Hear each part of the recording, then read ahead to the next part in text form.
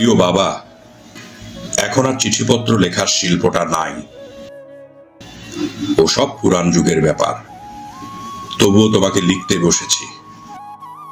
তোমার কুমুর নিজের বাড়ি লেখাটা পড়েছি, আমার বেশ ভালো লেগেছে, আরো অনেকের ভালো লেগেছে।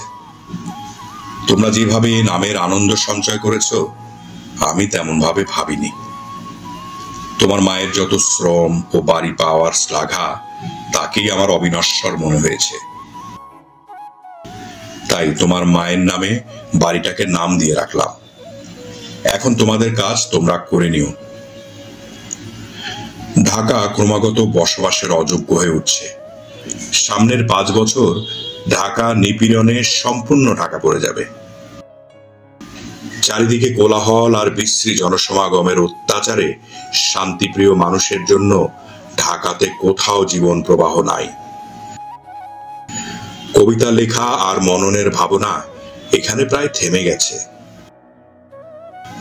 মিথ্যাচারে ঢাকা আবর্জনা হয়ে গেল আমাদের চোখের সামনে।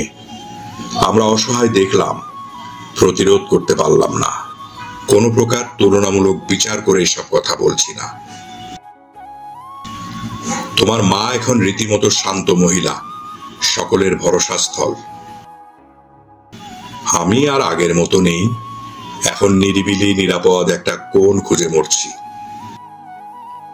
যুদ্ধ শিশু তার স্থান ও অধিকার নিয়ে একটা নাটকের কাজে মগ্ন আমি। হাসন রাজা সুস্থ শুদ্ধ ছবি হিসেবে স্বীকৃত হয়েছে। এখানে প্রচন্ড গরম, আম জাম প্রচুর এসেছে, সবই প্রায় বিষে ভরা, ওষুধ দিয়ে পাকানো। বাংলা এভাবে ছারখার হয়ে যাচ্ছে, সে যুগ আর থাকলো না। দাদা জুনায়েদের কথা শতবার শতভাবে বলি, তবু বলা শেষ হয় না। ওদের কাছে আমরা অজানা অচেনা হয়ে গেলাম।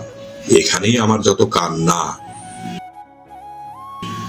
একবার তোমাদের সবাইকে একসঙ্গে দেখার বড় তৃষ্ণা আমার কিছুদিনের জন্য। তোমরা ভালো থেকো। ইতি, তোমার মঙ্গলকামী বাবা।